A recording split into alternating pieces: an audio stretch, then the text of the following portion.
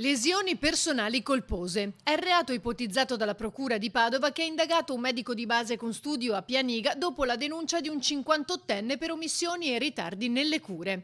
Tutto è iniziato lo scorso dicembre, racconta il paziente. Sono venuto a conoscenza che un mio amico che andavamo via insieme risultava positivo.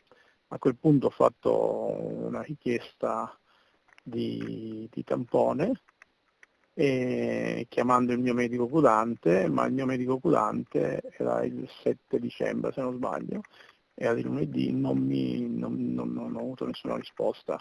Così, dopo 5 telefonate, la moglie si è recata dalla guardia medica di Peraga a ritirare la ricetta per il test molecolare effettuato all'ospedale di Camposampiero.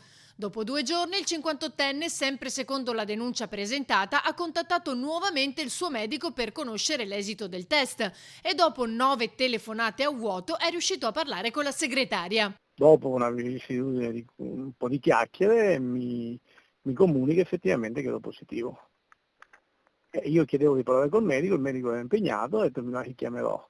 Sostanzialmente quelle poche volte che ho avuto modo di parlare con lui, con il mio medico, diceva che avrebbe mandato un'email all'USCA di Noale per farmi una visita a domicilio.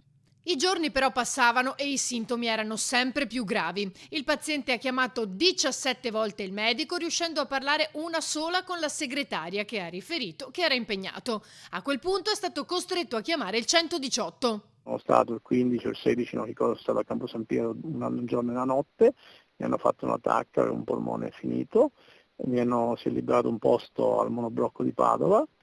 Monoblocco di Padova sono arrivato in tarda serata e in tarda serata mi hanno comunicato in modo molto chiaro che mi dovevano intubare. Avevo una saturazione del 20% e chiedendogli come erano le condizioni dice guardi stiamo a vedere se supera la notte.